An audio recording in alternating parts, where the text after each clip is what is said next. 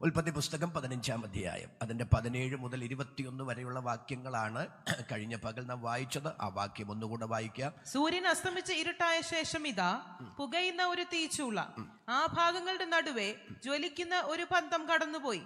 അന്ന് യഹോവ അബ്രഹാമിനോട് ഒരു നിയമം ചെയ്തു. അന്ന് യഹോവ അബ്രാമിനോട് ഒരു നിയമം ചെയ്തു. നിന്റെ സന്തതിക്ക് ഞാൻ മിസ്രയീം നദി തുടങ്ങി ഫ്രാത്ത് നദിയായ മഹാനദി വരെയുള്ള ഈ ദേശത്തെ കെന്യർ, കെനിസ്യർ, കദോന്യർ, ഹിത്യർ, പെരിസ്യർ, രഫായിമ്യർ, അമോര്യർ, കനാന്യർ, ഗിർഗശ്യർ, എബൂസ്യർ എന്നിവരുടെ ദേശത്തെ തന്നെ തന്നിരിക്കുന്നു എന്ന് അരുളി ചെയ്തു. ആമേൻ. ഈ വാക്യത്തിനായി നമ്മുടെ കരങ്ങൾ ഉയർത്തി ഒരു നല്ല സ്തോത്രം പറയാം. ആമേൻ. ഇനി ആരും ബൈബിൾ വായിച്ചുകൊണ്ടിരിക്കരുത്, എന്നെ ശ്രദ്ധിക്കുക. ദൈവദാസന്മാരായി ഞങ്ങൾക്ക് നിങ്ങൾ ബൈബിൾ വായിച്ചു കാണുന്നത് പോലെ പെരുത്ത സന്തോഷം വേറെ ഒന്നുമില്ല. പക്ഷേ പ്രസംഗം കേട്ടുകൊണ്ടിരിക്കുമ്പോൾ വായന തുടർന്നുകൊണ്ടിരുന്നാൽ പ്രസംഗിക്കുന്നതും മനസ്സിലാകില്ല, വായിക്കുന്നതും പിടികിട്ടില്ല. അതുകൊണ്ട് ഇന്ന് രാത്രി എൻ്റെ സന്ദേശം നിങ്ങൾക്ക് പിടികിട്ടേണ്ടുന്നതിന് വളരെ വിനയത്തോടെ നിങ്ങളുടെ ശ്രദ്ധ ദൈവവചനത്തിലേക്ക് ക്ഷണിക്കുകയാണ്.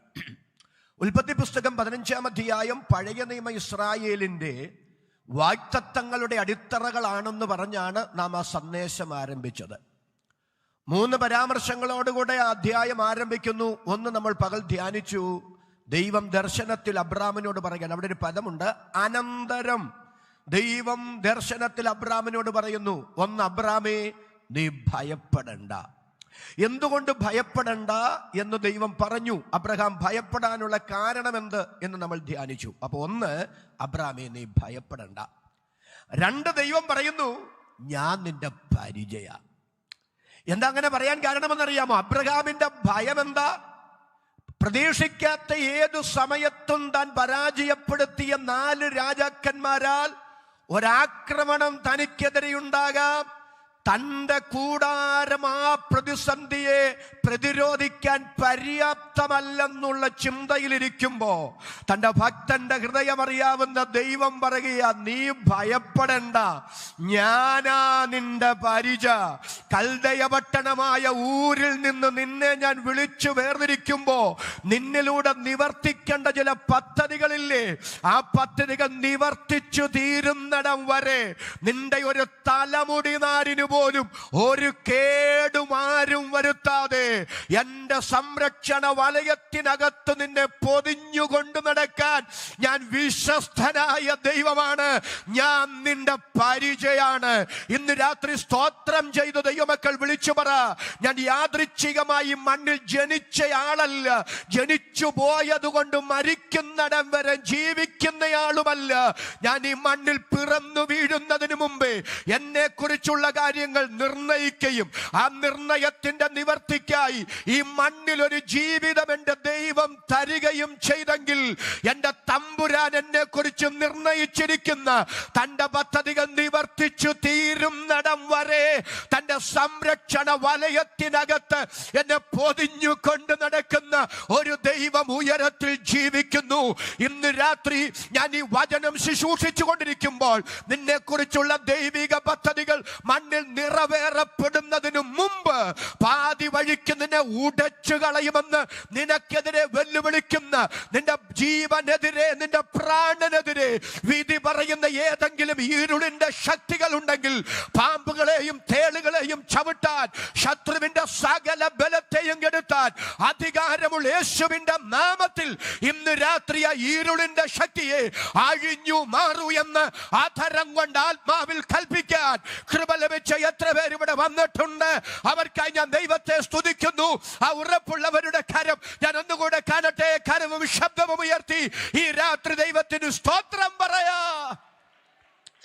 അവിടെ അധികം നേരം നിൽക്കാൻ ഞാൻ ആഗ്രഹിക്കുന്നില്ല. കാരണം എനിക്ക് നിങ്ങളുടെ അകത്ത് തരേണ്ട ഒരു മെസ്സേജ് ഉണ്ട്. ആ മെസ്സേജിലേക്ക് ഞാൻ വരികയാണ്. പലത്തെ പോലെ ഒരു ആത്മീക ദൂതിന്റെ പുറകെ പോയാൽ എനിക്ക് ആ സന്ദേശം നിങ്ങളുടെ അകത്ത് തരാൻ കഴിയില്ല. എങ്കിലും ഒരു കാര്യം ഞാൻ പറയുന്നു, ഇന്ന് രാത്രി ചിലരോട് പരിശുദ്ധാത്മാവ് ശക്തമായി പറയുന്നു, നിന്റെ പ്രാണനെതിരെ വിധി പറയുന്ന, നിന്റെ ജീവനെതിരെ വെല്ലുവിളിക്കുന്ന ഇരുളിന്റെ അധികാരങ്ങളുണ്ട്. പക്ഷെ നിനക്കൊരു കേടും വരാതെ നിന്നെ വിടുവിക്കുന്ന ദൈവശക്തി ദൈവശക്തി, നിന്നെ വിടുവിക്കുന്ന ദൈവശക്തി, നിന്നെ കരുതുന്ന ദൈവകൃപ ഇന്ന് രാത്രി ഇതിനകത്ത് വ്യാപരിക്കുന്നുണ്ട്. പരിശുദ്ധാത്മാവനോട് ഇങ്ങനെ പറയുന്നു, പൗലോസിനെതിരെ 40 പേര് ആ ഒറ്റക്കെട്ടായി തീരുമാനമെടുത്തത് അവനെ കൊല്ലാതെ ഭക്ഷണം കഴിക്കുകയോ വെള്ളം കുടിക്കുകയോ ചെയ്യയില്ലെന്ന് ആ 40-ൽ പരം പേര് ഉഗ്ര ശപഥം ചെയ്തു. എന്നാൽ പൗലോസിന്റെ പെങ്ങളുടെ മകൻ അത് സഹസ്രാധിപനോട് ചെന്ന് പറഞ്ഞു. അന്ന് രാത്രി സഹസ്രാധിപൻ പൗലോസിനെ യെരൂശലേമിൽ നിന്ന് കൈസരിയിലേക്ക് മാറ്റിയതുപോലെ ഇന്ന് രാത്രി പരിശുദ്ധാത്മാവ് പറയുന്നു, നീ അറിയാതെ നിന്റെ ജീവനെതിരെ വെല്ലുവിളിക്കുന്ന, നിന്റെ പ്രാണനെതിരെ വിധി പറയുന്ന ചില ഇരുളിന്റെ അധികാരങ്ങൾ ഈ രാത്രി വഴിമാറുന്ന രാത്രിയാണ്.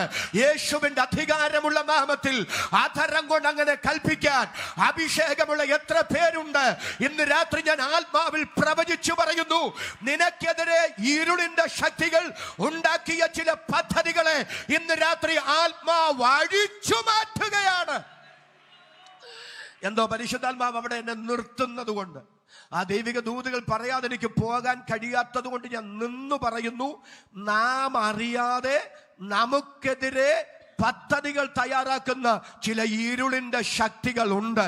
എന്നാൽ ആ പൈശാചിക മണ്ഡലങ്ങളെ ഇന്ന് രാത്രി ദൈവാത്മാവ് നിർവീര്യമാക്കിയാൽ, ദൈവാത്മാവിനോട് ദൂത് വചനത്തിലൂടെ പറയുന്നു. കാരണം വചനത്തിലൂടെ പരിശുദ്ധാത്മാവ് തരുന്ന വെളിപ്പാട് പറയുന്നതാണ് എനിക്കിഷ്ടം.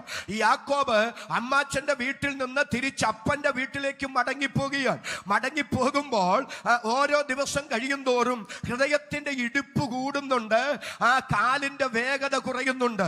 എന്നാൽ ഹൃദയത്തിന്റെ ഇടിപ്പ് കൂടാൻ കാരണമെന്നറിയാമോ? കാലിന്റെ വേഗത കുറയാൻ കാരണമെന്നറിയാമോ? 20 വർഷങ്ങൾക്ക് പിറകിൽ അവന്റെ ചെവിയിൽ മുഴങ്ങിയ ശബ്ദം ഇപ്പൊ ഭയമായി അവനിൽ വേട്ടയാടുകയാണ്. യേശാവ് പറഞ്ഞൊരു പദം എന്താ? ഞാൻ നിന്നെ കൊല്ലും. അപ്പൊ യേശാവിനെ യാക്കോബിന് അഭിമുഖീകരിക്കേണ്ടി വരികയാണ്. റിബേക്ക യാക്കോബിനെ അമ്മാച്ചന്റെ വീട്ടിലേക്ക്, അവളുടെ ആങ്ങളുടെ വീട്ടിലേക്ക് പറഞ്ഞു വിടുമ്പോൾ യാക്കോബിനോട് പറഞ്ഞൊരു കാര്യമുണ്ട്, യാക്കോബേ, നീ ഇപ്പൊ എന്റെ ആങ്ങളയുടെ വീട്ടിലേക്ക് പോ. യേശാവിന്റെ കോപം മാറിയ ശേഷം ഞാൻ നിന്നെ ആളയച്ചു വിളിപ്പിക്കാം. അപ്പൊ 20 വർഷമായി അമ്മ അയച്ച ആള് വന്നില്ല. ശ്രദ്ധിക്കുക, 20 വർഷമായി യാക്കോബ് പ്രതീക്ഷയോടെ കാത്തിരിക്കുക. ആര് വരുന്നുണ്ടോ? അമ്മ അയച്ച ആള് വരുന്നുണ്ടോ? പക്ഷെ ആള് വന്നില്ല. ദൈവം പറഞ്ഞു, ഇവിടെ താമസിച്ചത് മതി, നീ പൊക്കോളാൻ പറഞ്ഞു. അങ്ങനെ ദൈവശബ്ദം കേട്ട് യാക്കോബ് പോകുമ്പോ അകത്തൊരു ചിന്തയുണ്ട്, ഏശാവിന്റെ കോപം മാറിയിട്ടില്ല. ഏശാവിന്റെ പ്രതികരണം എന്താകും? ഏശാവിനെ എങ്ങനെ അഭിമുഖീകരിക്കും? അവൻ പറഞ്ഞ പദം ഇങ്ങനെ ഇടിമുഴക്കം പോലെ കേൾക്കുകയാണ്, ഞാൻ നിന്നെ കൊല്ലും. അപ്പൊ യേശാവിനെ അഭിമുഖീകരിക്കേണ്ടി വരും. അവൻ ഉപദ്രവിക്കും, അവൻ കൊല്ലും. ഈ ചിന്ത യാക്കോബിനെ വേട്ടയാടുകയാണ്. അപ്പൊ യാക്കോബിന് അറിയാവുന്ന പ്രതിസന്ധി ആ യേശാവെന്ന പ്രതിസന്ധിയാണ്. പക്ഷേ യാക്കോബിന് അറിയാൻ കഴിയാത്ത ഒരു പ്രതിസന്ധി യാക്കോബിന്റെ പിറകെ വരുന്നുണ്ട്. ഏതാണ് ആ പ്രതിസന്ധി എന്നറിയാമോ? യാക്കോബ് പോയി 3-ാമത്തെ ദിവസമാണ് ഈ ലാബാൻ അറിയുന്നത് യാക്കോബ് പോയെന്ന്. ആളും ആരവാരവുമായി യാക്കോബിനെ പിടിച്ചു കെട്ടാൻ ലാബാൻ പിറകെ വരികയാ. 6-ാമത്തെ ദിവസം ഗിലെയാദ് പർവ്വതത്തിൽ വെച്ച് ലാബാന് യാക്കോബിനെ കൈയെത്താവുന്ന ദൂരത്ത് കിട്ടി. ഒരു മല, ഗിലെയാദ് പർവ്വതം, അതിന്റെ അപ്പുറത്തും ഇപ്പുറത്തും ലാബാനും യാക്കോബും. പക്ഷെ അന്നു രാത്രി ദൈവം ലാബാനോട് സ്വപ്നത്തിൽ ഇടപെട്ടു. എന്താ ഇടപെട്ടെന്നറിയാമോ? എന്റെ ദാസനായ യാക്കോബിനോട് നീ ഗുണമാകട്ടെ ദോഷമാകട്ടെ ചെയ്തു പോകരുത്. പിറ്റേ പ്രഭാതത്തിൽ ലാബാൻ യാക്കോബിനോട് പറയുക, നീ എന്നെ വിദഗ്ധമായി കബളിപ്പിച്ചു പോന്നൊന്നും നീ ചിന്തിക്കണ്ട. നിന്നെ പിടിച്ചു കെട്ടാനുള്ള ശേഷി എനിക്കുണ്ട്, അതിനുള്ള ആളെനിക്കുണ്ട്. അതിനുവേണ്ടി തന്നെ ഞാൻ വന്നത്. പക്ഷെ കഴിഞ്ഞ രാത്രി നിന്റെ പിതാവിന്റെ ദൈവം എന്നോട് പറഞ്ഞു. എന്താ പറഞ്ഞെന്നറിയാമോ? നിനക്കെതിരെ ഒരു ദോഷവും ചെയ്തു പോകരുതെന്ന്. ഇന്ന് രാത്രി യേശുവിന്റെ അധികാരമുള്ള നാമത്തിൽ ഞാൻ വചനത്തിന്റെ ദൂത് പ്രവചനമായി വിളിച്ചു പറയുക. നീ അറിയാതെ നിന്നെ തകർത്ത് കളയാൻ, നിന്നെ ഇല്ലായ്മ ചെയ്യാൻ നിനക്കെതിരെ പാഞ്ഞെടുക്കുന്ന അന്ധകാര ദുഷ്ടശക്തിയുണ്ടെങ്കിൽ ദൈവ ശബ്ദം ഈ രാത്രി മുഴങ്ങുന്നു. നിന്നോട് അടുക്കാൻ പാടില്ല, നിനക്കെതിരെ ഒരു ദോഷവും ചെയ്യാൻ പാടില്ല. യേശുവിന്റെ അധികാരമുള്ള നാമത്തിൽ ഈ രാത്രി ഈ സന്ദേശം സന്ദേശം പ്രസംഗിക്കുന്ന എനിക്കെതിരെയോ ഈ സന്ദേശം കേൾക്കുന്ന ഈ പ്രിയപ്പെട്ട ദൈവജനത്തിനെതിരെയോ ഞങ്ങൾ അറിയാതെ അദൃശ്യ മണ്ഡലത്തിൽ തന്ത്രങ്ങൾ മെനയുന്ന ഇരുളിന്റെ ശക്തികൾ ഉണ്ടെങ്കിൽ ഞങ്ങളിൽ വ്യാപരിക്കുന്ന ആത്മശക്തിയാൽ അധികാരത്തോടെ ഞങ്ങൾ കൽപ്പിക്കുന്നു, ആ ഇരുളിന്റെ വ്യാപാരങ്ങൾ ഇന്ന് രാത്രി അഴിഞ്ഞു മാറട്ടെ. അഭിഷേകത്തോടെ സ്തോത്രം പറയാൻ ഇന്ന് രാത്രി മനസ്സുള്ള ദൈവമക്കൾ കരമടിച്ചൊരു 30 സെക്കൻഡ് ഇന്ന് രാത്രി സ്തോത്രം ചെയ്യാം. പരിശുദ്ധാത്മാവ് ഈ രാത്രി ശക്തമായി ചിലരോട് വചനത്തിന്റെ പ്രവചന ദൂത് പറയുക. നീ അറിയാതെ നിനക്കെതിരെ തന്ത്രം മെനയുന്ന, നിന്റെ പ്രാണനെതിരെ, നിന്റെ ജീവനെതിരെ വെല്ലുവിളി ഉയർത്തുന്ന ഇരുളിന്റെ അധികാരങ്ങളെ ഇന്ന് രാത്രി വചനത്താൽ പരിശുദ്ധാത്മാവ് ശാസിക്കുന്നു. യേശുവിൻ നാമത്തിൽ അതങ്ങനെ സംഭവിക്കട്ടെ. എത്ര പേർക്ക് വിശ്വാസത്താൽ സ്തോത്രം ചെയ്യാൻ മനസ്സുണ്ട്? അബ്രഹാമേ, ഭയപ്പെടണ്ട. എന്തുകൊണ്ട് ഭയപ്പെടണ്ട? ഞാനാ നിന്റെ പരിച. മൂന്നാമത്തെ പദപ്രയോഗം, ഞാൻ നിന്റെ അതിമഹത്തായ പ്രതിഫലമാണ്. എന്താ അങ്ങനെ അതിമഹത്തായ പ്രതിഫലം എന്ന് പറയാൻ കാരണം? അവിടെ ഞാൻ അല്പസമയം ഒന്ന് നിൽക്കും, ഒരു പ്രബോധനം പറയും. 14-ാം അധ്യായത്തിലെ യുദ്ധം കഴിഞ്ഞ് അബ്രഹാം ഇങ്ങനെ മടങ്ങി വരുമ്പോഴുണ്ടല്ലോ, സോദോം രാജാവ് വക്രബുദ്ധിക്കാരനാ, കുശാഗ്രബുദ്ധിക്കാരനാ. സോദോം രാജാവ് എന്താ ചിന്തിച്ചെന്നറിയാമോ? അബ്രഹാം തന്റെ 318 അഭ്യാസികളുടെ അഭ്യാസ മുറകൾ കൊണ്ട്, കായിക ശേഷി കൊണ്ട് ഈ 4 രാജാക്കന്മാരെ തോൽപ്പിച്ചെന്ന്.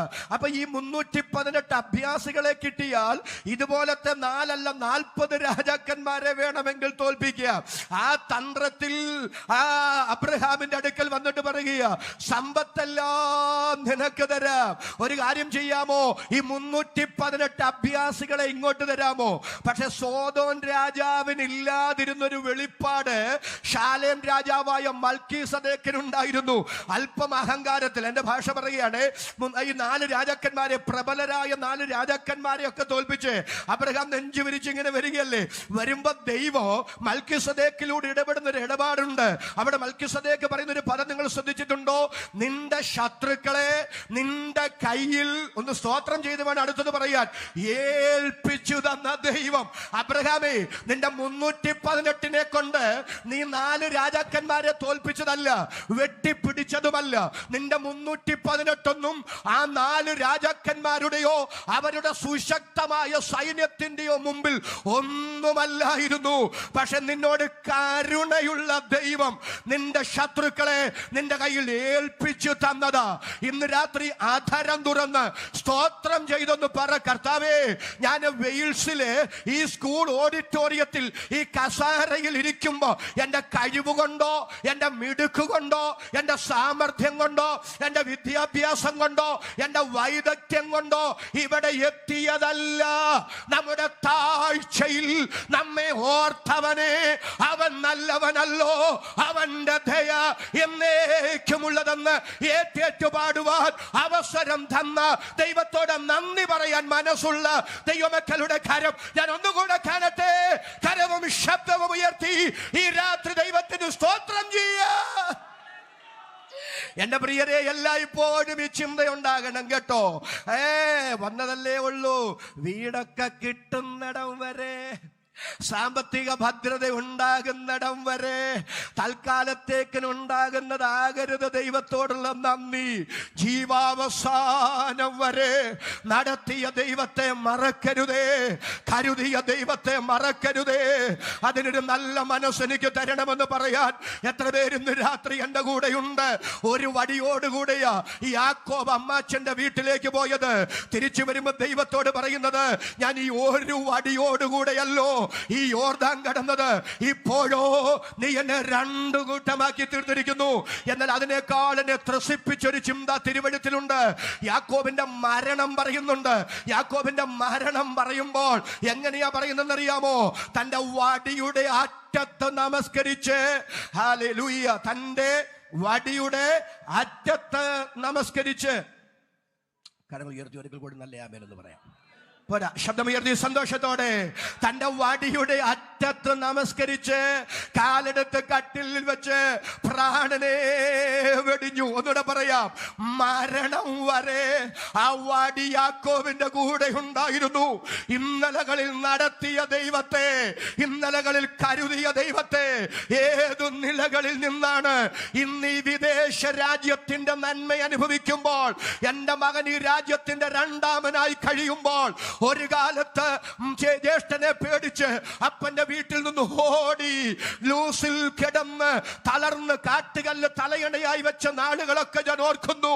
പക്ഷെ ഇന്ന് രഥത്തെ സഞ്ചരിക്കാൻ, ഈ മിസ്രൈമിന്റെ സൗഭാഗ്യങ്ങൾ അനുഭവിച്ച് എല്ലാ നന്മകളും അനുഭവിപ്പാൻ അവസരം കിട്ടപ്പെടുമ്പോഴും ഇന്ന് രാത്രി ഞാൻ പറയാം, വടി യാക്കോബിന്റെ കൂടെ ഉണ്ടായിരുന്നു.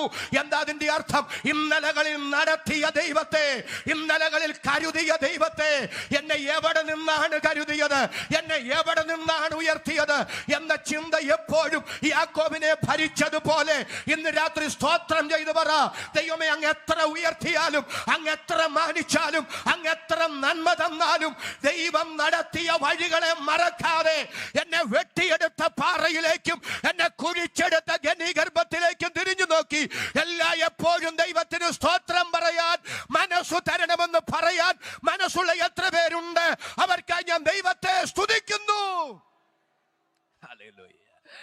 അബ്രഹാമിനോട് മൽക്കിസദേക്കിലൂടെ ദൈവം ഇടപെടുകയാണ്. ഞാനൊന്നും വെട്ടിപ്പിടിച്ചതല്ല, നിന്റെ ശത്രുക്കളെ ദൈവം നിന്റെ കയ്യിൽ ഏൽപ്പിച്ചു തന്നതാണ്. അപ്പൊ സോദൻ രാജാവിന് ആ വെളിപ്പാടില്ല.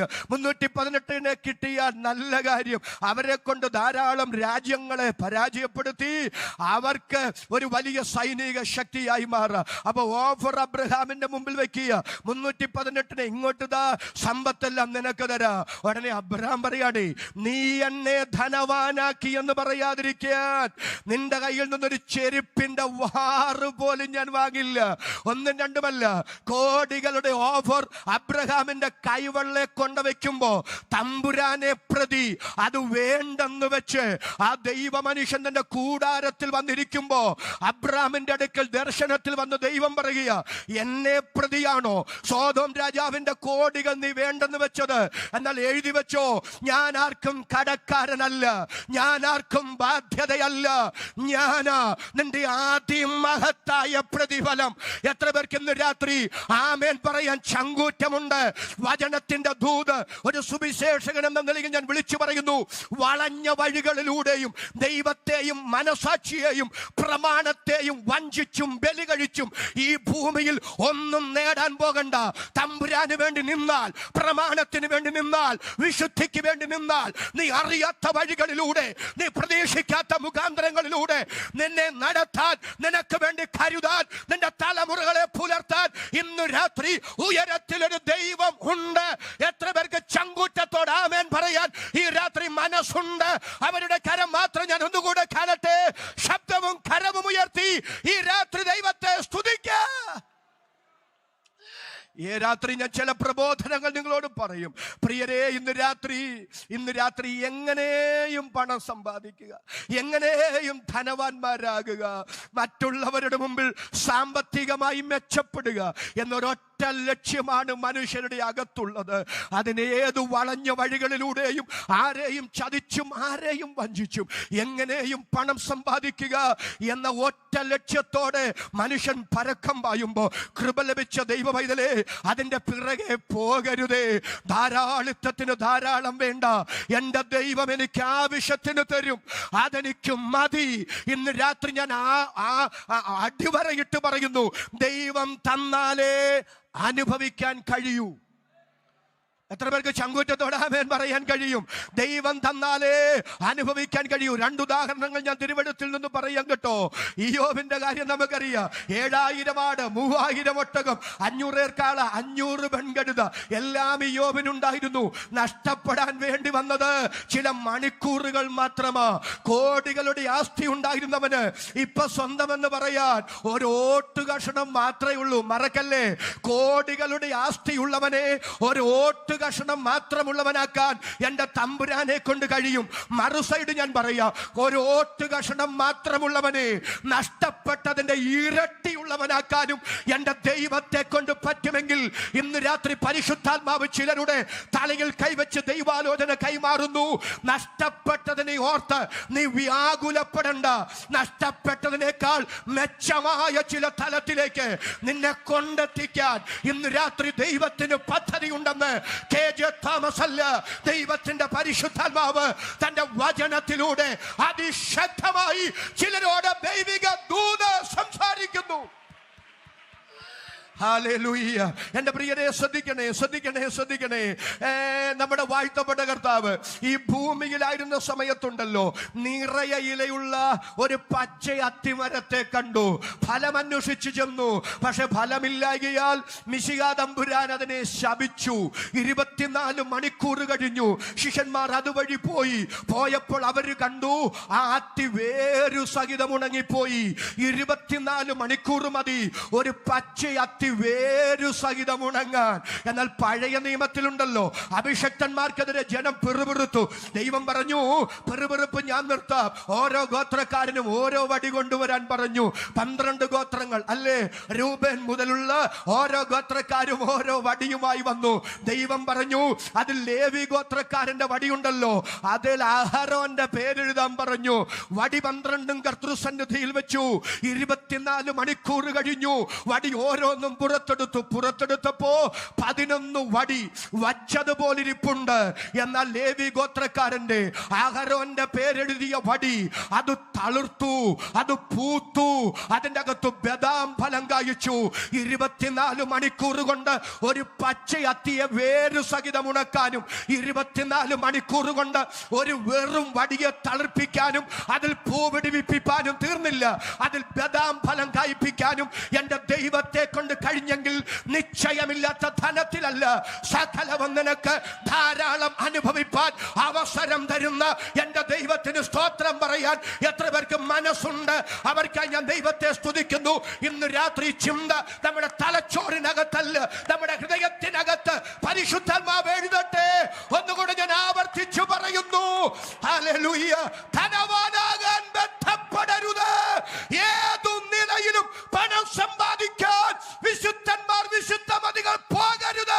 പ്രമാണത്തിൽ നിൽക്കുക, മനസാക്ഷിയിൽ നിൽക്കുക, ദൈവത്തിന് വേണ്ടി നിൽക്കുക. ദൈവം തരുന്നത് നമുക്ക് മതി. ചങ്കൂറ്റത്തോടെ ആമേൻ പറയാവോ? ഒന്നുകൂടെ ആവർത്തിച്ച് പറയുക. ദൈവം തന്നാലേ അനുഭവിക്കാൻ പറ്റൂ. ദൈവം തരും. ഇസ്രായേൽ മരുഭൂമിയിലൂടെ സഞ്ചരിക്കുമ്പോ ദൈവം പറഞ്ഞു, ഓരോ ദിവസവും ഓരോ ഇടം കഴി മന തരാം. പക്ഷെ ചിലരെ കൂടുതൽ പെറുക്കി പിറ്റേ ദിവസത്തേക്ക് ശേഷിപ്പിക്കണമെന്ന് പറഞ്ഞു. പിറ്റേ നാളത്തേക്കിന് ശേഷിപ്പിച്ചത് പുഴുത്തു. നല്ല ആമേൻ പറ. ദൈവം പറഞ്ഞു മിച്ചം വെക്കരുതെന്ന്, മിച്ചം വെച്ചു, പുഴുത്തു. അപ്പൊ ഒരു രാത്രിയുടെ ആയുസ് ഇല്ലാത്ത സാധനമാണ് മന്ന. ഒരു രാത്രി കഴിഞ്ഞാൽ ചീഞ്ഞു നാറുന്ന സാധന മന്ന. പക്ഷെ 6-ാം ദിവസം ദൈവം പറഞ്ഞു, നാളെ പെറുക്കാൻ പോകണ്ട, നാളത്തേക്കിനുള്ളതും കൂടെ ഇന്ന് തരാം. 6-ാം ദിവസം 7-ാം ദിവസത്തേക്കിനുള്ളതും കൂടെ ദൈവം കൊടുത്തു. അവരത് സൂക്ഷിച്ചു വെച്ചു. അത് ചീഞ്ഞില്ല, അത് നാറിയില്ല. മനസ്സിലാകുന്നുണ്ടോ? അവരായി വെട്ടിപ്പിടിച്ചതും അവരായി സൂക്ഷിച്ചതും ചീഞ്ഞു നാറി. പക്ഷെ ദൈവമായി മിച്ചം കൊടുത്തത്, ദൈവമായി അനുഭവിക്കാൻ കൊടുത്തത്, അത് ചീഞ്ഞില്ല, അത് നാറിയില്ല. ഇന്ന് രാത്രി ഞാൻ വിരൽ ചൂണ്ടി പറയുക, നാം എന്തെങ്കിലും ദൈവഹിതമല്ലാതെ നേടിയാൽ അത് ശാശ്വതമല്ല, അത് നിലനിൽക്കില്ല, അത് നമുക്ക് ശുഭമായിരിക്കില്ല. എന്നാൽ ദൈവം തന്നാൽ, ദൈവം അനുഗ്രഹിച്ചാൽ അത് നിനക്ക് നന്മയാണ്, അത് നിന്റെ തലമുറയ്ക്ക് അനുഗ്രഹമാണ്. ഇന്ന് രാത്രി സ്തോത്രം ചെയ്ത് കരം ഉയർത്തിപ്പിടിച്ചു പറ, ദൈവം തരുന്നതും മതി. ഈ സ്തോത്രം പോരാ, ശബ്ദമുയർത്തി കരമുയർത്തി സ്തോത്രം ചെയ്തു പറ, ദൈവം തരുന്നതും മതി. എന്തോ ഒരു ആശയം കൂടെ എന്റെ മനസ്സിലേക്ക് വരിക. ഒരു രാത്രിയുടെ ആയുസില്ലാത്ത സാധനമല്ലേ മന്ന. പക്ഷെ ദൈവം പറഞ്ഞേ, അതിലൊരല്പം എടുത്ത് പാത്രത്തിലിട്ട് പെട്ടകത്തിൽ വെച്ചോളാൻ പറഞ്ഞു. ഒരു രാത്രിയുടെ ആയുസില്ലാത്ത മന്ന സഹസ്രാബ്ദങ്ങൾ പെട്ടകത്തിനകത്തിരുന്നിട്ടും അതിനൊരു കുഴപ്പവും പറ്റിയില്ല. ഇന്ന് രാത്രി ആധാരം തുറന്ന് ദൈവമക്കൾ ഒരുമിച്ച് പറഞ്ഞു, എൻ്റെ ദൈവം എനിക്ക് തന്ന നന്മ എനിക്ക് അനുഭവിക്കാനുള്ളതാ, എൻ്റെ തലമുറയ്ക്ക് അനുഭവിക്കാനുള്ളതാ. അതിനെ തകർക്കാൻ ഒരു ഇരുളിന്റെ ശക്തികൾക്കും ഇന്ന് രാത്രി സാധിക്കില്ല. യേശുവിന്റെ അധികാരമുള്ള നാമത്തിൽ ഞാൻ ഈ വചനം പ്രസംഗമായി മാത്രമല്ല, ഒരു ദൈവിക വിടുതലായി വ്യാപരിക്കേണ്ടതിന് ആത്മാവിൽ അധികാരത്തിന്റെ ശുശ്രൂഷ ഞാൻ ഇവിടെ നടത്തുകയാണ്. ഇന്ന് രാത്രി ദൈവം നിനക്ക് തന്ന ഭൗതിക നന്മകൾക്കെതിരെ വെല്ലുവിളിക്കുന്ന ഇരുളിന്റെ അധികാരങ്ങളുണ്ടെങ്കിൽ ആത്മാവിൽ ദൈവമക്കൾ ഒരുമിച്ച് കൽപ്പിച്ചു പറ, എന്റെ ദൈവം എനിക്ക് തന്ന ഭൗതിക നന്മകളെ തൊടാൻ ദുഷ്ടപിശാചേ നിനക്ക് അനുവാദമില്ല. അഴിഞ്ഞു മാറാൻ അധികാരത്തോടെ കൽപ്പിക്കാൻ ആത്മാവിൽ നിയോഗമുള്ള ദൈവമക്കൾ അക്കരമടിച്ചൊരു 30 സെക്കൻഡ് കൂടെ ഇന്ന് രാത്രി ദൈവത്തിന് സ്തോത്രം ചെയ്യാം. ഏതെങ്കിലും ദൈവ പൈതലിന്റെ ഭൗതിക നന്മകൾക്കെതിരെ വെല്ലുവിളിക്കുന്ന ഇരുളിന്റെ ശക്തികൾ ഉണ്ടെങ്കിൽ യേശുവിൻ നാമത്തിൽ ആ പൈശാചിക മണ്ഡലം ഇന്ന് രാത്രി അഴിയട്ടെ.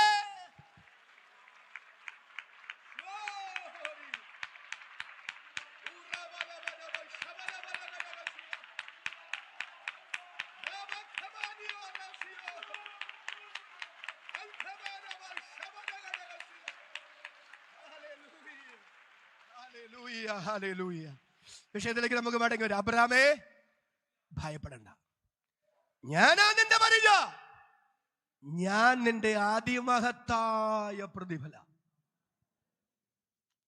ഈ 3 വാക്കുകൾ ദൈവത്തിൽ നിന്ന് കേട്ടപ്പോ അബ്രാം തിരിച്ച് ദൈവത്തോട് ചോദിക്കുക, ദൈവമേ അങ്ങനെക്ക് എന്തോ തരും? ഭയപ്പെടണ്ട, ഞാൻ നിന്റെ പരിചയ, ഞാൻ നിന്റെ അതിമഹത്തായ പ്രതിഫലമാന്നൊക്കെ അങ്ങനോട് പറഞ്ഞില്ലേ? കാര്യമൊക്കെ ശരിയാ. അങ്ങനെക്ക് എന്തോ തരും? അടുത്തത്, എന്തോ തന്നാലും അനുഭവിക്കാൻ ആളില്ലെങ്കിൽ തന്നിട്ട് എന്നാ ഗുണം? ഞാൻ പറഞ്ഞ പരാമർശം നിങ്ങൾക്ക് മനസ്സിലാവുന്നുണ്ടോ? ദൈവമേ അങ്ങനെക്ക് എന്തോ തന്നാലും അനുഭവിക്കാൻ ഈ ദമ്മേശേക്കുകാരനായ എലിയാസറും മാത്രമേ ഉള്ളൂ. അവനാ എനിക്കുള്ള സകലതിന്റെയും അവകാശി. ഉടനെ ദൈവം അബ്രഹാമിനെ കൂടാരത്തിന് വെളിയിലോട്ട് വിളിച്ചിട്ട് പറയുക, നീ മുകളിലോട്ടൊന്ന് നോക്കിക്കേ, ആകാശത്തിലെ നക്ഷത്രങ്ങളെ നീ കണ്ടോ? ആകാശത്തിലെ നക്ഷത്രങ്ങളെ പോലെ ഞാൻ നിനക്ക് തലമുറകളെ തരാം. അത് തന്നെ മനോഹരമായ ഒരു പ്രസംഗ വിഷയമാണ്.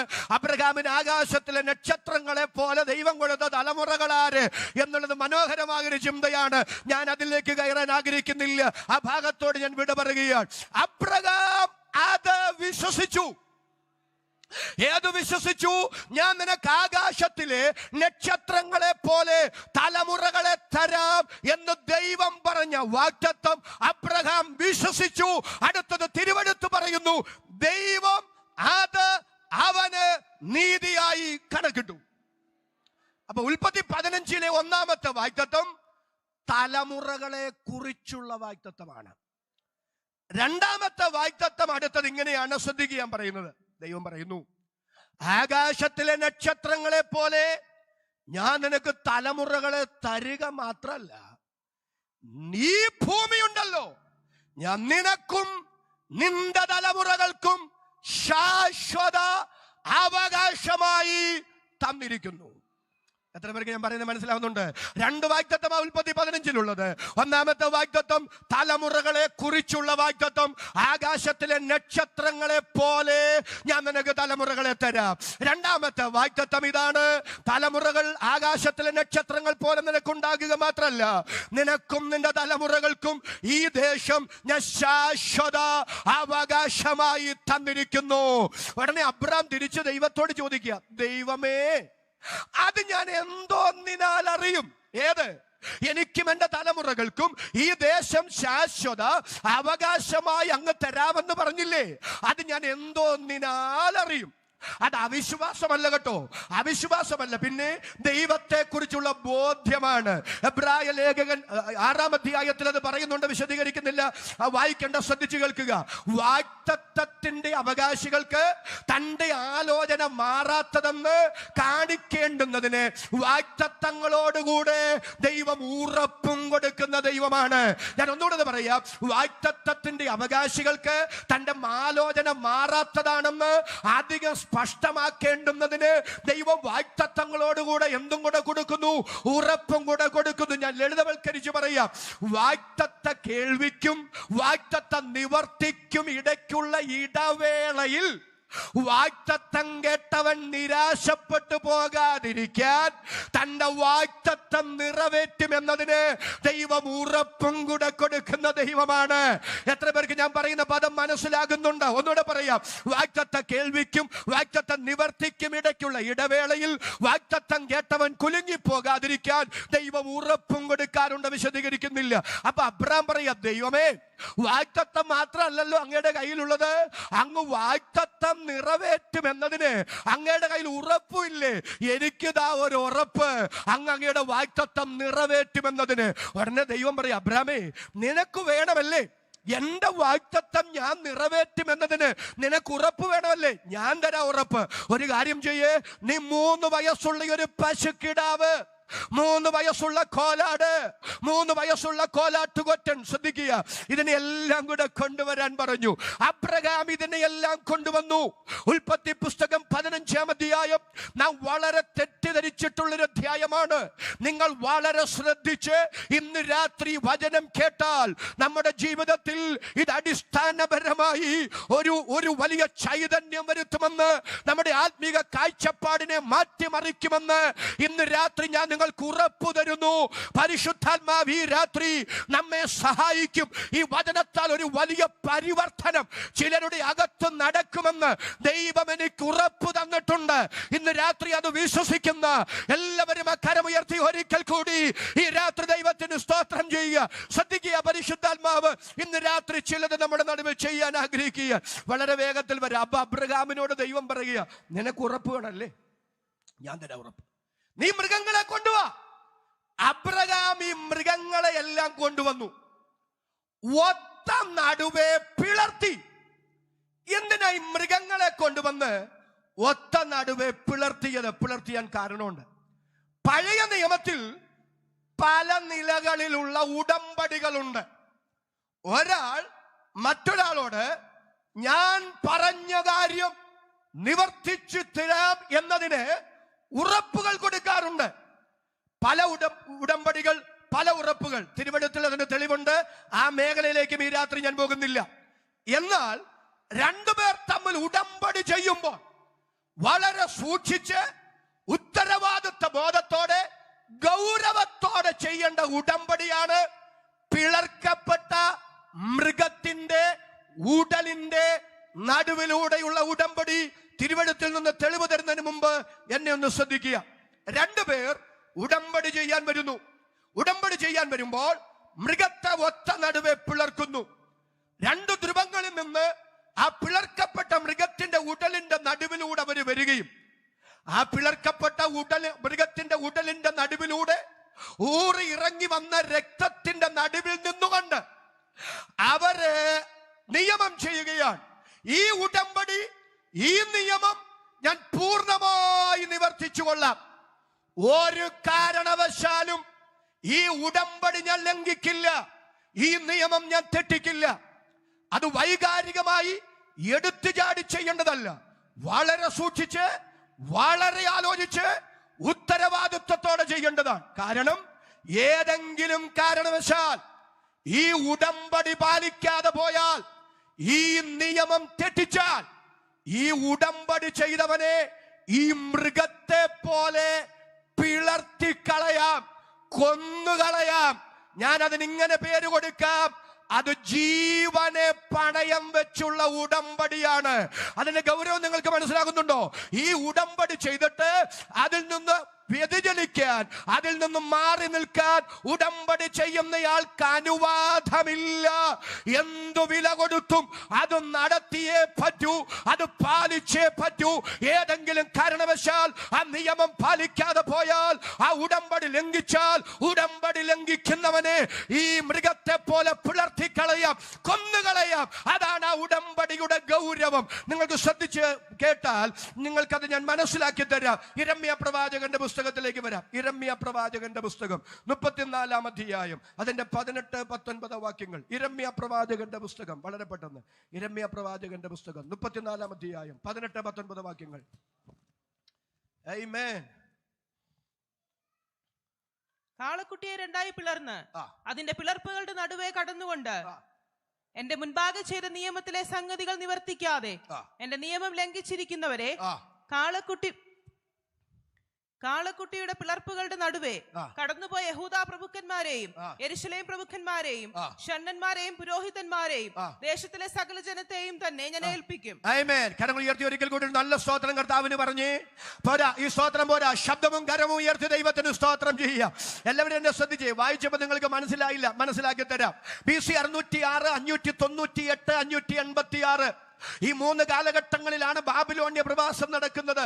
അതിന് തൊട്ടു മുൻപ് യിരെമ്യാവ് അവരോട് ദൈവത്തിന്റെ ദൂത് പറയുക. ശ്രദ്ധിച്ചേ, ബാബിലോണ്യ പ്രവാസം സംഭവിക്കുന്നതിന് തൊട്ടു മുമ്പ് യിരെമ്യാവിലൂടെ ദൈവം അവരോട് സംസാരിക്കുന്ന ദൂത്: ഞാൻ നിങ്ങളെ പ്രവാസത്തിലേക്ക് വിടാൻ പോകുകയാണ്. പ്രവാസം എന്ന ന്യായവിധി, അവരുടെ മേൽ വരാനുള്ള കാര്യകാരണങ്ങൾ എന്താണെന്ന് ദൈവം അവരെ ബോധ്യപ്പെടുത്തുന്നു. അതിൽ ഒരു കാരണം ഇതാണ്: ദൈവം ഇസ്രായേലിന് പ്രമാണം കൊടുത്തു, 6 വർഷം ഒരു എബ്രായ ദാസനെ കൊണ്ട് വേല ചെയ്യിപ്പിക്കണം. 7ാമത്തെ വർഷം അവനെ സ്വതന്ത്രനായി വിട്ടയക്കണം. അത് ദൈവം കൊടുത്ത പ്രമാണമാണ്. പക്ഷെ പല 6 കഴിഞ്ഞിട്ടും അവർ അടിമകളെ, ദാസന്മാരെ സ്വതന്ത്രരാക്കിയില്ല. പ്രവാചകനിലൂടെ ഒരു ചാട്ടുള്ളി പോലെ ദൈവം തന്റെ ദൂത് പറയുകയാണ്: നിങ്ങൾ ഈ പ്രമാണം ലംഘിച്ചത് കൊണ്ട് ഞാൻ നിങ്ങളെ പ്രവാസത്തിൽ വിടാൻ പോകുന്നു. സിദക്കിയാവാണെന്ന് രാജാവ് കേട്ടോ. അവരുടെ ഇടയിൽ ഒരു മാനസാന്തരമുണ്ടായി, ഒരു ഉണർവുണ്ടായപ്പോൾ, മാനസാന്തരമുണ്ടായപ്പോൾ അവരെന്താ ചെയ്തെന്നറിയാമോ? ഈ അടിമകളെ എല്ലാവരെയും സ്വതന്ത്രരാക്കി. ആ ഉണർവിന്റെ പാരമ്യത്തിൽ അവർ നിന്നപ്പോ, അവർക്ക് ദൈവത്തോട് സ്നേഹവും കൂറുമുണ്ടായപ്പോ സ്വതന്ത്രരാക്കി. കൊണ്ട് തീർന്നില്ല. അവർ ദൈവാലയത്തിൽ വന്നു. ദൈവാലയത്തിൽ വന്നിട്ട് കാളക്കിടാവിനെ ഒത്ത നടുവേ പിളർന്നു. നമ്മുടെ ആശയത്തിലേക്ക് വരണേ. കാളക്കിടാവിനെ ഒത്ത നടുവേ പിളർത്തിയിട്ട് ആ പിളർത്തപ്പെട്ട കാളക്കിടാവിന്റെ ഉടലിന്റെ നടുവിലൂടെ പോയി അവർ ദൈവത്തോടൊരു ഉടമ്പടി ചെയ്തു. ദൈവമേ, 6 വർഷമായിട്ടും ഞങ്ങൾ അടിമകളെ സ്വതന്ത്രരാക്കിയില്ല. പല കൊല്ലങ്ങൾ ഞങ്ങളത് തിരസ്കരിച്ചു. ആ നിയമം ഞങ്ങൾ തെറ്റിച്ചു. ഞങ്ങളോട് ക്ഷമിക്കണേ. ഞങ്ങൾ മാനസാന്തരപ്പെടുന്നു. ഞങ്ങൾ മടങ്ങി വരുന്നു. ഞങ്ങൾ അനുദപിക്കുന്നു. ഞങ്ങളിൽ നിന്ന് ഈ ശിക്ഷ മാറ്റിക്കളയണമേ. ഞങ്ങൾ അങ്ങയോട് ഈ ഉടലിന്റെ നടുവിലൂടെ പോയി നിയമം ചെയ്യുന്നു. ഇനി ഒരിക്കലും ഞങ്ങൾ ഈ തെറ്റാവർത്തിക്കില്ല. ഇനി ഒരിക്കലും ഞങ്ങളിത് ചെയ്യില്ല. അങ്ങനെ കാളക്കിടാവിന്റെ ഉടലിന്റെ നടുവിലൂടെ പോയി ദൈവത്തോട് അവർ ഉടമ്പടിയൊക്കെ ചെയ്തു. പക്ഷെ കുറച്ചു നാൾ കഴിഞ്ഞപ്പോഴാ അവർക്ക് തോന്നിയത് അത് വേണ്ടായിരുന്നു എന്ന്. ഇസ്രായേലിനെ മിസ്രൈമിൽ നിന്ന് വിട്ടു കഴിഞ്ഞപ്പോഴല്ലേ ഫറവോന് തോന്നിയത് മടയത്തരമായി പോയെന്ന്. ഇതുപോലെ ഇവർക്കും തോന്നി അടിമകളെ സ്വതന്ത്രരാക്കണ്ടായിരുന്നു, അത് മടയത്തരമായി പോയി. അവരെന്ത് ചെയ്തെന്നറിയാമോ? സ്വതന്ത്രരാക്കിയവരെ മുഴുവൻ വീണ്ടും അടിമകളാക്കി മാറ്റി. ഉടനെ ദൈവം തന്റെ പ്രവാചകനിലൂടെ പറയുക: കാളക്കിടാവിന്റെ ഉടലിന്റെ നടുവിലൂടെ പോയി ഞാനുമായി നിയമം ചെയ്ത് ആ നിയമം ലംഘിച്ചവരെ ഇനി എക്സ്ക്യൂസ് ഇല്ല, ഇനി ഭേദഗതിയില്ല. നിങ്ങളോട് ഇനി ഞാൻ പൊറുക്കില്ല. ഞാൻ നിങ്ങളെ ശിക്ഷിക്കും. ശിക്ഷയല്ലാതെ വേറെ ഒന്നും ഇനി നിങ്ങളുടെ മുമ്പിലില്ല. അതിന്റെ ഗൗരവം നിങ്ങൾക്ക് മനസ്സിലായോ?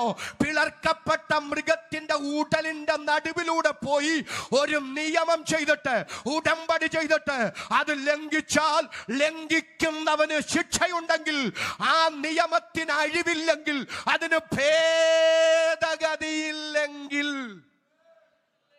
വചനത്തിന്റെ ഗൗരവം നിങ്ങൾക്ക് മനസ്സിലാകുന്നോ? അബ്രഹാം ദൈവത്തോട് പറയുക, ദൈവമേ, എനിക്കും എന്റെ തലമുറകൾക്കും ഈ ദേശം അങ്ങ് അവകാശമായി തരാമെന്ന് പറഞ്ഞില്ലേ, അതിനൊരു ഉറപ്പുതാ. ദൈവം പറയുക, ഉറപ്പ് തരാ. നീ മൃഗങ്ങളെ എല്ലാം കൂടെ കൊണ്ടുവന്ന് പിളർക്ക്. അബ്രഹാം മൃഗത്തെ പിളർന്നു. രണ്ടുപേരും കൂടെ അല്ലേ ഉടമ്പടി ചെയ്യുന്നത്. പക്ഷെ മറു സൈഡിൽ അബ്രഹാം ബോധം കെട്ടുറങ്ങുമ്പോൾ എന്നെ ത്രസിപ്പിച്ചൊരു വേദഭാഗം ഉൽപ്പത്തി 15-ലുണ്ട്. ആ പിളർക്കപ്പെട്ട മൃഗത്തിന്റെ ഉടലിന്റെ നടുവിലൂടെ ഒരു കത്തുന്ന പന്തം പോയി. ആരാ കത്തുന്ന പന്തം? അതാ അത്യുന്നതനായ ഇന്ന് രാത്രി നാം സ്തോത്രം ചെയ്ത് ആരാധിക്കുന്ന നമ്മുടെ ദൈവം. കരങ്ങൾ ഉയർത്തി ഒരിക്കൽ കൂടെ സ്തോത്രം പറയാ. അബ്രാമേ, നിനക്ക് വേണമല്ലേ, ഉറപ്പ് വേണമല്ലേ, ഞാൻ എന്റെ വാഗ്ദത്തം നിറവേറ്റുമെന്നതിന് നിനക്കും നിന്റെ തലമുറകൾക്കും ഈ ദേശം ശാശ്വത അവകാശമായി ഞാൻ തരുമെന്നതിന് നിനക്കൊരു ഉറപ്പ് വേണമല്ലേ? തരാൻ ഞാൻ ഉറപ്പ്. മൃഗത്തെ കൊണ്ടുവന്ന് പിളർക്ക്. ആ മൃഗത്തിന്റെ ഉടലിന്റെ നടുവിലൂടെ എന്റെ ദൈവം കടന്നുപോയി അബ്രാമിനോട് നിയമം ചെയ്യുക. എന്താ അതിന്റെ അർത്ഥം? ഈ നിയമം ലംഘിക്കുന്നവനെ ഈ മൃഗത്തെ പോലെ കൊന്നുകളയാമെന്നാണെങ്കിൽ എന്റെ വാഗ്ദത്തം ഞാൻ നിറവേറ്റുമെന്നതിന് നിനക്ക് എനിക്ക് തരാനുള്ള വാഗ്ദത്തം എന്റെ ജീവനാണ്. എത്ര പേർക്ക് ഇന്ന് രാത്രി മനസ്സിലാകുന്നുണ്ട്? ദൈവത്തിന്റെ വാഗ്ദത്തമുണ്ടല്ലോ, നിന്നോടുള്ള ദൈവ ശബ്ദമുണ്ടല്ലോ, അത് വെറും കളിയല്ല കേട്ടോ, അത് വെറും തമാശ അല്ല കേട്ടോ. എന്റെ ദൈവത്തിന്റെ വാഗ്ദത്തങ്ങൾ ഗൗരവമുള്ളതാണ്. എന്റെ ദൈവം ഉവ്വെന്ന് പറഞ്ഞാൽ ഉവ്വെന്നും, എന്റെ ദൈവം ഇല്ല എന്ന് പറഞ്ഞാൽ ഇല്ല എന്നുമാണ്. ശലോമോൻ പറയുന്നത് പോലെ തിരുവായി കൊണ്ട് അരുളി ചെയ്തത് തൃക്കൈ കൊണ്ട് നിവർത്തിച്ചിരിക്കുന്നു. നിന്നോട് വാഗ്ദത്തം പറയാൻ ദൈവത്തിനൊരു നാവ് മാത്രമല്ല, അതരം കൊണ്ട് പറഞ്ഞത് നിവർത്തിക്കാൻ അവനൊരു തൃക്കൈയുമുണ്ടെന്ന് ഇന്ന് രാത്രി വിശ്വസിക്കുന്ന ദൈവമക്കൾ അക്കരമടിച്ചാധരം തുറന്ന് ശക്തിയോടെ ഈ രാത്രി ദൈവത്തിന് ആരാധന അർപ്പിക്കുക. Glory glory. ഒരു 30 സെക്കൻഡ് കരമടിച്ച് ഇന്ന് രാത്രി ദൈവമക്കൾ സ്തോത്രം ചെയ്ത് ഇന്നലകളിൽ ദൈവം നിന്നോട് പറഞ്ഞിട്ടുള്ള പല വാഗ്ദത്തങ്ങളും ഇന്ന് രാത്രി നിന്റെ മനസ്സിലേക്ക് ഓടി വരട്ടെ. ആ വാഗ്ദത്തങ്ങളൊക്കെ നിറവേറ്റാൻ എന്റെ ദൈവം വിശ്വസ്തൻ.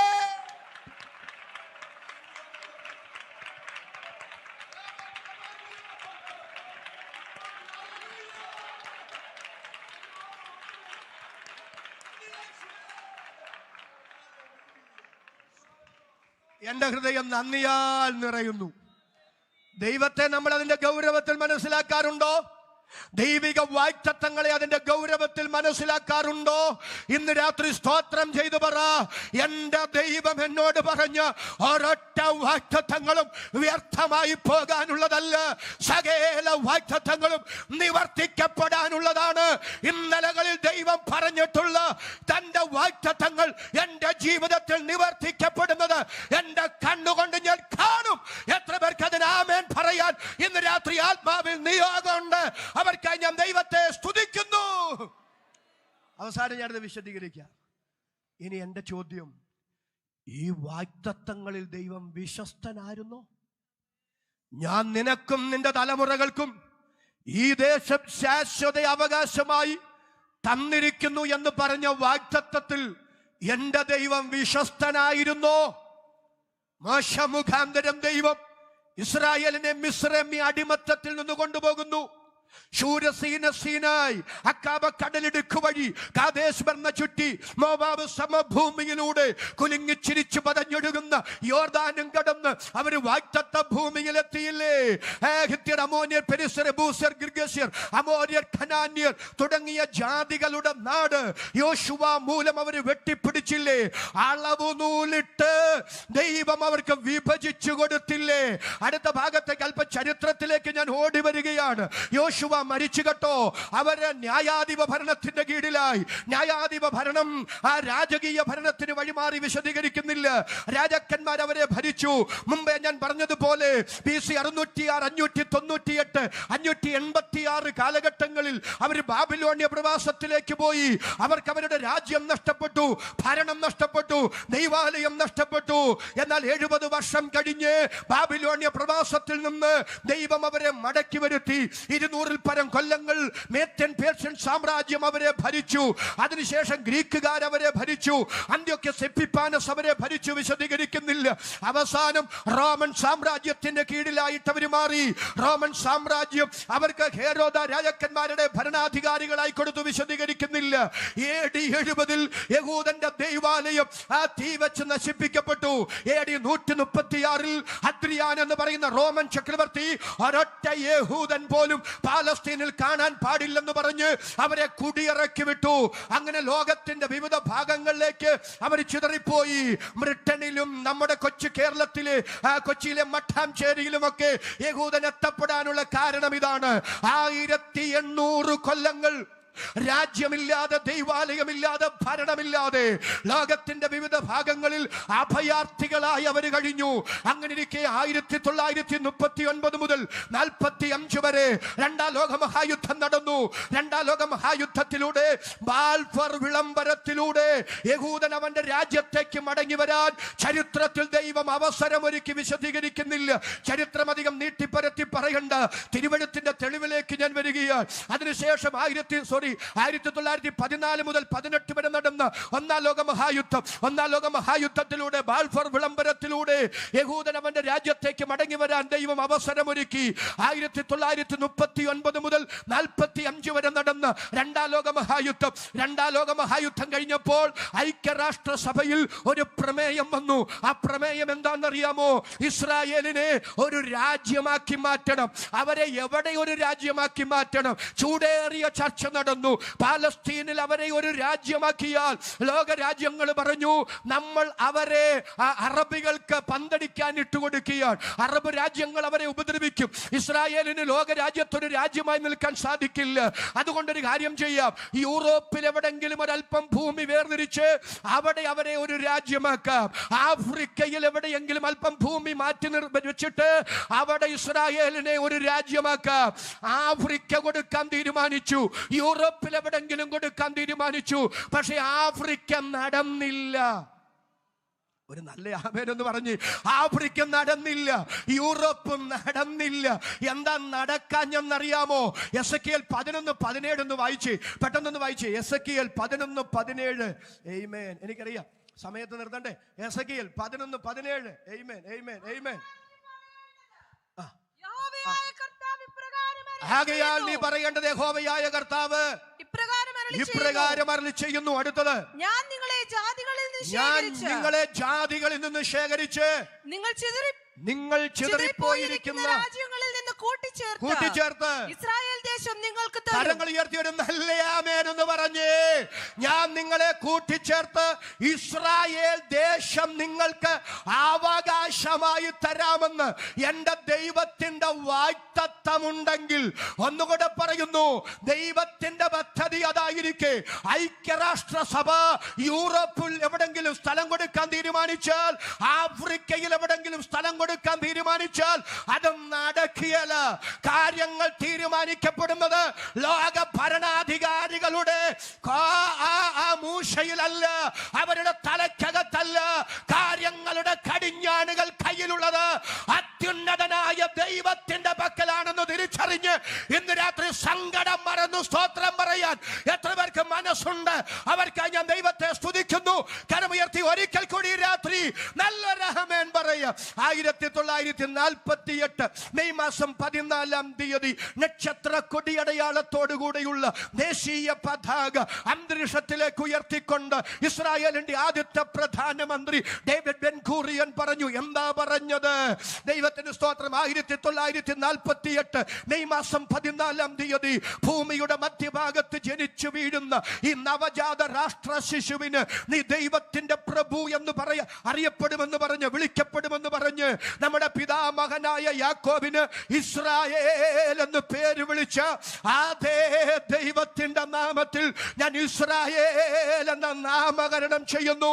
ഇന്ന് രാത്രി എന്റെ ചോദ്യം ഇതാണ്. ഇന്ന് ഇസ്രായേൽ എന്ന രാജ്യം പാലസ്തീനിലുണ്ട്. യഹൂദൻ എന്ന ജനവിഭാഗം ലോകത്തിന്റെ വിവിധ ഭാഗങ്ങളിലും പാലസ്തീനിലുമായി ഇന്നും ജീവനോടെ ശേഷിക്കുന്നു. എന്താ അതിന്റെ കാരണം? എന്തെന്നറിയാമോ? ഉൽപ്പത്തി 15 പിളർക്കപ്പെട്ട മൃഗത്തിന്റെ ഊട്ടലിന്റെ നടുവിലൂടെ പോയി എന്റെ ദൈവം അബ്രഹാമിനോട് നിയമം ചെയ്തു. ഈ ദേശമുണ്ടല്ലോ, ഞാൻ നിനക്കും നിന്റെ തലമുറയ്ക്കും ശാശ്വത അവകാശമായി തന്നിരിക്കുന്നു. ഇന്ന് രാത്രി തിരിച്ചറിയണം കേട്ടോ. ഇസ്രായേൽ എന്ന രാജ്യം, ആ രാജ്യത്തുള്ള യഹൂദൻ എന്താ നമ്മോട് പറയുന്നറിയാമോ? വിശുദ്ധ ബൈബിൾ പ്രഖ്യാപിക്കുന്ന, നാം സ്തോത്രം ചെയ്ത് ആരാധിക്കുന്ന നമ്മുടെ ദൈവം തന്റെ വാഗ്ദത്തങ്ങളിൽ വിശ്വസ്തനാ. ഇന്ന് രാത്രി സ്തോത്രം പറഞ്ഞ് ആരാധന അർപ്പിക്കാൻ മനസ്സുള്ള ദൈവമക്കൾ കരമടിച്ച് 1 മിനിറ്റ് ഇന്ന് രാത്രി ശക്തിയോടെ ദൈവത്തിന് സ്തോത്രം ചെയ്യ്.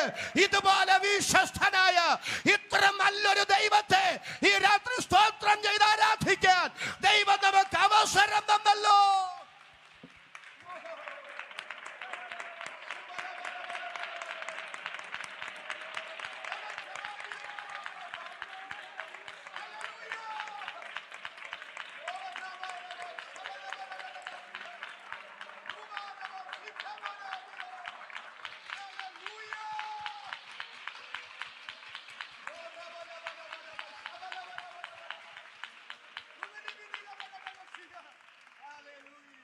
എന്റെ ഹൃദയം നന്ദിയാൽ ദൈവസന്നിധിയിൽ നിറയുന്നു. പ്രിയരെ, ഇന്ന് രാത്രി അറിയണം കേട്ടോ, ആകാശം മാറിയാലും ഭൂമി മാറിയാലും മാറാത്ത ദൈവത്തിന്റെ വചനം ഇന്ന് രാത്രി നിരീശ്വരവാദികൾ എത്ര പ്രബലപ്പെട്ടാലും നിങ്ങൾ ജീവിക്കുന്ന ഈ രാജ്യത്ത് ദൈവാസ്തിക്യത്തെ ചോദ്യം ചെയ്യുന്ന, ദൈവാസ്തിക്യത്തിനെതിരെ വിരൽ ചൂണ്ടുന്ന എത്ര പേരുണ്ടെങ്കിലും ഇന്ന് രാത്രി കൃപ ലഭിച്ച ദൈവമക്കൾ, ദൈവത്തെ അറിയാവുന്ന ദൈവമക്കൾ, ദൈവവചനം അറിയാവുന്ന ദൈവമക്കൾ ഇന്ന് രാത്രി വിളിച്ചു പറ, ഒരു ദൈവം ജീവിക്കുന്നു. ആ ദൈവം തന്റെ വാഗ്ദത്തങ്ങളിൽ വിശ്വസ്തനാണ്. അതരം തുറന്ന് ചങ്കൂറ്റത്തോടെ ആമേൻ പറയാൻ എത്ര പേർക്ക് മനസ്സുണ്ട്? അവർക്കായി ഞാൻ ദൈവത്തെ സ്തുതിക്കുന്നു. ശ്രദ്ധിക്കുക, പഴയ നിയമ ഇസ്രായേലിന്റെ അക്ഷരീക കനാന്റെ വാഗ്ദത്തത്തിന്റെ ഉറപ്പ് പിളർക്കപ്പെട്ട അക്ഷരീക മൃഗമായിരുന്നു. ഒരു നല്ല ആമേൻ എന്ന് പറഞ്ഞേ. ഒന്നുകൂടെ പറയാം, പഴയ നിയമ ഇസ്രായേലിന്റെ അക്ഷരീക കനാന്റെ വാഗ്ദത്തത്തിന്റെ ഉറപ്പ് പിളർക്കപ്പെട്ട അക്ഷരീക മൃഗമായിരുന്നു. എന്നാൽ പുതിയ നിയമസഭയുടെ വാഗ്ദത്തം എന്തെന്ന് ഞാൻ പിന്നീട് പറയും. എന്നാൽ ആ വാഗ്ദത്തത്തിന്റെ ഉറപ്പ് പിളർക്കപ്പെട്ട മൃഗമല്ല, കാൽവറിയിൽ നമുക്ക് വേണ്ടി തകർക്കപ്പെട്ട നമ്മുടെ രക്ഷിതാവാണ്.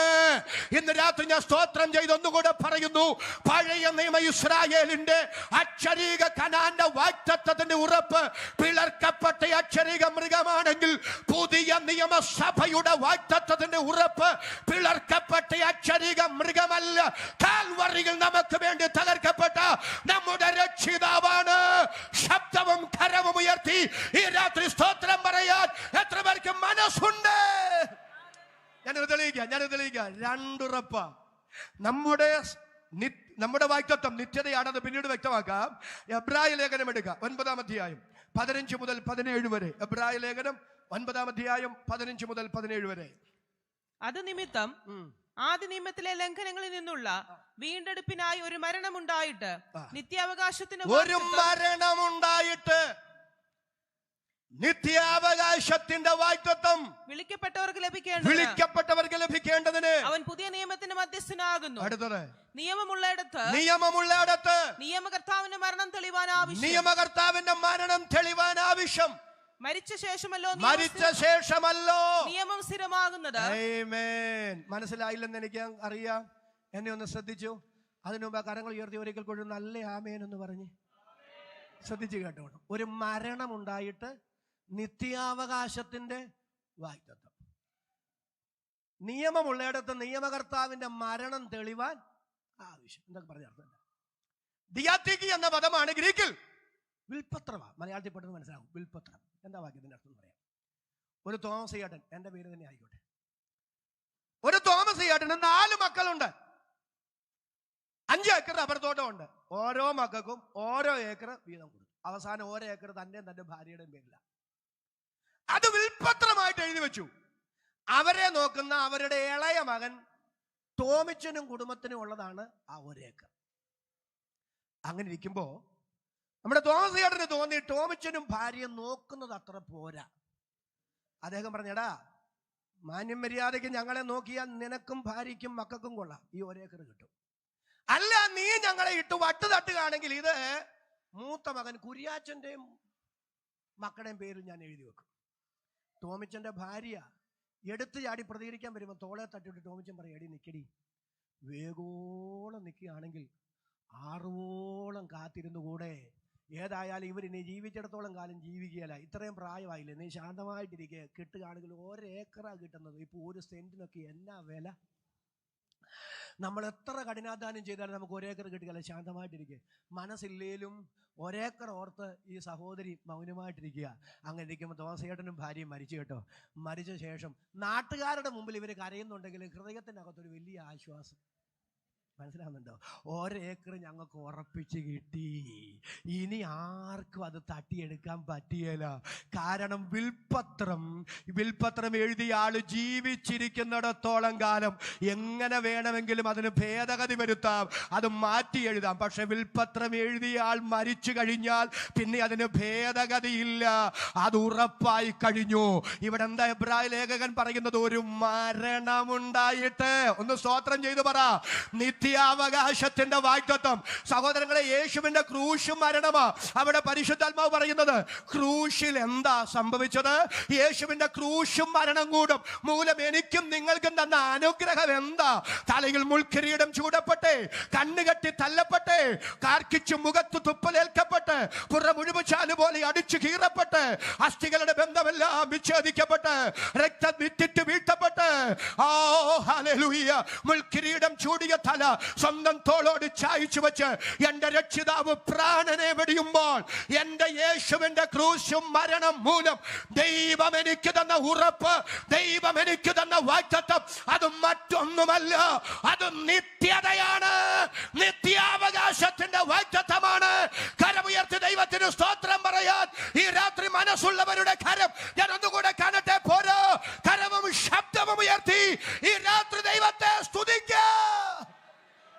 പിന്നീട് പറയാം ഇംഗ്ലണ്ടിൽ വന്നതല്ല വാഗ്ദത്തം,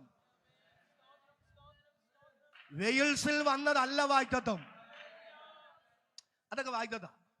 നാട്ടിലുള്ളപ്പോൾ മരുഭൂമി വിടുന്നു, മരുഭൂമിയിൽ ചെല്ലുമ്പം മഞ്ഞുള്ള രാജ്യത്ത് വിടുന്നു, മഞ്ഞുള്ള രാജ്യത്ത് വരുമ്പം ഭൂമിയുടെ അറ്റത്ത് വിടുന്നു. ഞാൻ പിന്നെ ഈ ഭൂമിയുടെ അറ്റത്തുള്ളവരോട് ചോദിക്കാറൊരു ചോദ്യമുണ്ട്, ഇനി നിങ്ങളോട് എന്നാ പറയണ്ടേ? ഇനിയിപ്പോ നിങ്ങളോട് പറയാനുള്ളത് നേരത്തെ മഞ്ഞുള്ളിടത്തും പിന്നെ മരുഭൂമിയിലേക്കും പിന്നെ വന്നിടത്തേക്കും വിടുന്ന. എടാ, ഈ നിത്യതയുടെ വാഗ്ദത്തം കേൾക്കുമ്പോ ഉറങ്ങി. ചാകാൻ നേരം ഇവിടെ ഇട്ടേച്ചു പോകേണ്ടെന്നൊക്കെ കേൾക്കുമ്പം കൈകൊട്ടി തുള്ളുകയും ചെയ്യുന്ന ആത്മീകത മാറ്റിവെച്ചിട്ടേ ചാകാൻ നേരം ഇട്ടേച്ചു പോകേണ്ടുന്ന ഭൗതിക നന്മകളുടെ അതിപ്രസരണങ്ങൾ കേൾക്കുമ്പോഴല്ല ദൈവമക്കൾ ദൈവത്തിന് സ്തോത്രം ചെയ്യേണ്ടത്. കണ്ണടച്ചാൽ എന്റെ തലയ്ക്ക് മുകളിൽ ഒരു നിത്യതയുണ്ടെന്നും ആ നിത്യതയുടെ വാഗ്ദത്തത്തിന്റെ ഉറപ്പ് എന്റെ ദൈവം എനിക്ക് തന്നത് യേശുവിന്റെ ക്രൂശും മരണം മൂലമാണെന്നും ഇന്ന് രാത്രി തിരിച്ചറിഞ്ഞ് കരഘോഷമുയർത്തി ദൈവത്തിന് സ്തോത്രം പറയാൻ മനസ്സുള്ള ദൈവമക്കൾ ഒരു 30 സെക്കൻഡ് കരമടിച്ച് ഇന്ന് രാത്രി സ്തോത്രം ചെയ്ത് യേശുവിനെ ആരാധിക്കാം.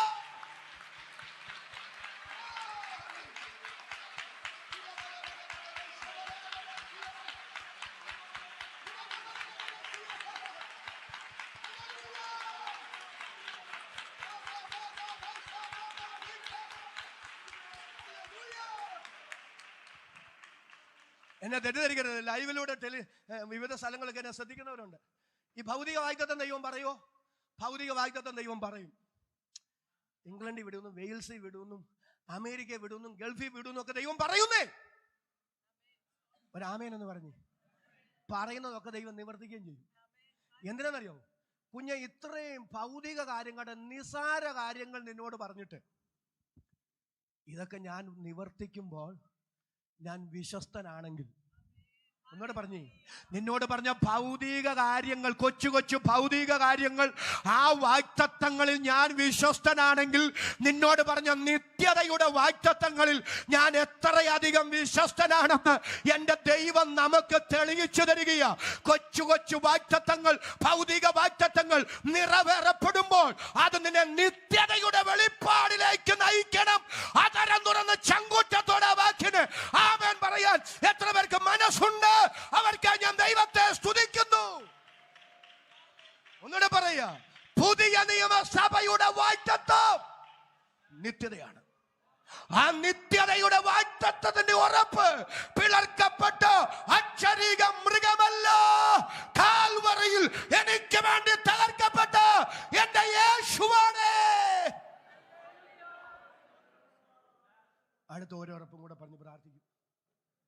എബ്രായ ലേഖനം എടുത്തു, 6-ാം അധ്യായം 18 മുതൽ 20 വരെ. എബ്രായ ലേഖനം. അങ്ങനെ നമ്മുടെ മുമ്പിൽ വെച്ചിട്ടുള്ള പ്രത്യാശ പിടിച്ചുകൊള്ളുവാൻ ശരണത്തിനായി ഓടി വന്ന നാം മാറിപ്പോകാത്തതും ദൈവത്തിന് ഭോഷ്ക് പറവാൻ കഴിയാത്തതുമായ 2 കാര്യങ്ങളാൽ ശക്തിയുള്ള പ്രബോധനം പ്രാപിപ്പാൻ ഇടവരുന്നു. ആ പ്രത്യാശ നമുക്ക് ആത്മാവിന്റെ ഒരു നങ്കൂരം തന്നെ. അത് നിശ്ചയവും സ്ഥിരവും തിരശ്ശീലയ്ക്കകത്തേക്ക് കടക്കുന്നതുമാകുന്നു. അവിടേക്ക് യേശു മൽക്കീസദേക്കിന്റെ ക്രമപ്രകാരം എന്നേക്കും മഹാപുരോഹിതനായി മുമ്പ് കൂട്ടി നമുക്ക് വേണ്ടി പ്രവേശിച്ചിരിക്കുന്നു. എത്ര പേർക്ക് ആ വാക്യത്തിന്റെ അർത്ഥം മനസ്സിലായി? അതിന്റെ ആശയം മനസ്സിലായവർ കരങ്ങൾ ഉയർത്തി ഒരിക്കൽ കൂടി ഈ രാത്രി ദൈവത്തിന് സ്തോത്രം ചെയ്യുക. ഞാനത് നിങ്ങൾക്ക് പറഞ്ഞ് മനസ്സിലാക്കാം. ശ്രദ്ധിക്കുക. അത് പറയാൻ പോയാലേ 5 മിനിറ്റ് കൊണ്ട് തീരുകയല്ല, അതുകൊണ്ട് ഓടിച്ച് പറയാം. യേശുക്രിസ്തുവിന്റെ ഉയർത്തെഴുന്നേൽപ്പ് വരെ നിത്യത, മരണാനന്തര ജീവിതം മനുഷ്യന്റെ മുമ്പിൽ അവ്യക്തതയുടെ കരിമ്പടം കൊണ്ട് മൂടപ്പെട്ടിരുന്നു. എന്നാൽ യേശുവിന്റെ ഉയർപ്പ് മൂലം അവ്യക്തതയുടെ കരിമ്പടം മാറി. ഇന്ന് നിത്യത നമുക്ക് ഊഹാപോഹമല്ല, അനുമാനമല്ല, കെട്ടുകഥയല്ല, സ്വർഗമുണ്ടെന്നുള്ളത് ഒരു തോന്നലുമല്ല. കൃപ ലഭിച്ച ദൈവമക്കൾ ഇന്ന് രാത്രി ഒരുമിച്ച് വിളിച്ചു പറയും, വിട്ടുപിരിഞ്ഞാൽ ക്രിസ്തുവിനോട് കൂടെ ഈ മണ്ണിൽ കണ്ണു തിരുമി അടച്ചാൽ എന്റെ നിത്യത എവിടെയാണെന്ന് എനിക്ക് ഉറപ്പ് കിട്ടിയത് യേശുവിന്റെ ഉയർപ്പ് മൂലമാണ്. അതരം തുറന്ന് ആമേൻ പറയാൻ എത്ര പേർക്ക് മനസ്സുണ്ട്? അവർക്കായി ഞാൻ ദൈവത്തെ സ്തുതിക്കുന്നു. നീ അടുത്ത പദം ശ്രദ്ധിച്ചേ. പഴയ നിയമത്തിൽ ആണ്ടിലൊരിക്കൽ മഹാപുരോഹിതൻ തിരശീല കഴിഞ്ഞ് അതിവിശുദ്ധ സ്ഥലത്തേക്ക് കടക്കുമായിരുന്നു. മഹാപുരോഹിതനല്ലാതെ വേറെ ആർക്കും അവിടേക്ക് പ്രവേശനമില്ല. യഹൂദ പാരമ്പര്യം പറയുന്നത് മഹാപുരോഹിതൻ ശുശ്രൂഷ ചെയ്തുകൊണ്ടിരിക്കുമ്പോൾ അതിവിശുദ്ധ സ്ഥലത്ത് വീണു മരിച്ചാൽ ഡെഡ് ബോഡി എടുക്കാൻ പോലും കയറാൻ ആർക്കും അനുവാദമില്ല. അത്ര ഗൗരവമായിരുന്നു ആ നിയമം. മഹാപുരോഹിതനല്ലാതെ അദ്ദേഹത്തിനും എപ്പോഴും ചെല്ലാൻ പറ്റില്ല. ആണ്ടിലൊരിക്കൽ മാത്രമേ ചെല്ലാൻ കഴിയൂ. ലക്ഷോപലക്ഷം യഹൂദ ജനത്തിന്റെ പ്രതിനിധിയായി മഹാപുരോഹിതൻ മാത്രം ആണ്ടിലൊരിക്കൽ അതിവിശുദ്ധ സ്ഥലത്തേക്ക് പോയിരുന്നു. അദ്ദേഹത്തിനല്ലാതെ വേറെ ആർക്കും അവിടേക്ക് പ്രവേശനമുണ്ടായിരുന്നില്ല. എബ്രായ ലേഖകൻ എന്താ പറയുന്നത്? നമ്മുടെ മഹാപുരോഹിതൻ അതിവിശുദ്ധ സ്ഥലമായ സ്വർഗങ്ങളിലേക്ക് അകരോന്യമ പൗരോഹിത്യത്തിന്റെ ക്രമപ്രകാരമല്ല, മൽക്കീസദേക്കിന്റെ ക്രമപ്രകാരം എന്നേക്കും മഹാപുരോഹിതനായി. അടുത്ത പദത്തിന് സ്തോത്രം ചെയ്യേണ്ടതാണ്. മുമ്പ് കൂട്ടി നമുക്ക് വേണ്ടി പ്രവേശിച്ചിരിക്കുന്നു. എന്നാൽ നിന്റെ ഗൗരവം മനസ്സിലാക്കിയ ശ്രദ്ധിക്കുക. നമ്മുടെ മഹാപുരോഹിതൻ എങ്ങനെ പോയത്? മുമ്പ് കൂട്ടി നമുക്ക് വേണ്ടി പോയി. ഒന്നുകൂടെ പറയാം. പഴയ നിയമത്തിലെ മഹാപുരോഹിതൻ എങ്ങനെ പോയത്? മുമ്പ് കൂട്ടി പോയതല്ല, ഇവരുടെ പ്രതിനിധിയായി പോയതാ. ഇദ്ദേഹത്തിന് മാത്രമേ പോകാൻ കഴിയൂ, വേറെ ആർക്കും പോകാൻ കഴിയില്ല. എന്നാൽ നമ്മുടെ മഹാപുരോഹിതനുണ്ടല്ലോ, കൈപ്പണിയായ കൂടാരത്തിലേക്കല്ല, സ്വർഗങ്ങളിലേക്ക് പോയി. എങ്ങനെ പോയി? നമുക്ക് വേണ്ടി മുമ്പ് കൂട്ടി പോയി എന്ന് പറഞ്ഞാൽ ആശയം എന്താ?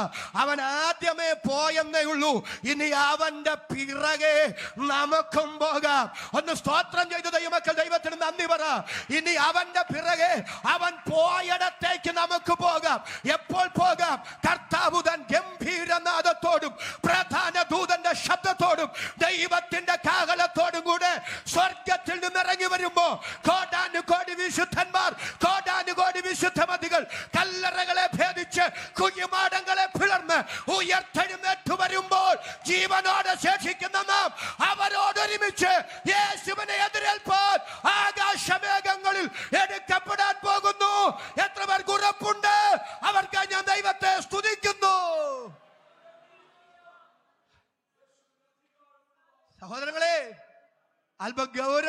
കാര്യമാണ് ഞാൻ പറഞ്ഞത്. അല്പവചനത്തിൽ പരിജ്ഞാനമുള്ളവർക്ക് സന്തോഷം ഉണ്ടാകുന്ന ഒരു കാര്യമാണ് ഞാൻ ഈ പറഞ്ഞത്. ശ്രദ്ധിക്കണേ, പുതിയ നിയമസഭയുടെ വാഗ്ദത്തം നിത്യതയാണ്. ആ നിത്യതയ്ക്ക് ദൈവം നമുക്ക് തന്ന രണ്ട് ഉറപ്പൊന്ന് യേശുവിന്റെ മരണവും, രണ്ട് കർത്താവിന്റെ ഉയർപ്പും, എന്റെ യേശുവിന്റെ സ്വർഗാരോഹണവുമാണ്. എബ്രായ ലേഖനം സഭയുടെ വാഗ്ദത്തം എന്താ? എബ്രായ ലേഖനം 10:23 ഒന്നുറക്കെ ഒരുമിച്ചെന്ന് പറയാമോ? പ്രത്യാശയുടെ സ്വീകാര്യം നാം മുറുകെ പിടിച്ചുകൊള്ളുക. വാഗ്ദത്തം ചെയ്തവൻ വിശ്വസ്തനല്ലോ. എല്ലാവരും കരമൊന്ന് ഉയർത്തിപ്പിടിച്ച് എന്നിട്ട് ആധാരം തുറന്ന് ഒരുമിച്ചെന്ന് പറഞ്ഞ് പ്രത്യാശയുടെ സ്വീകാര്യം മുറുകെ പിടിച്ചുകൊള്ളുക. വാഗ്ദത്തം ചെയ്ത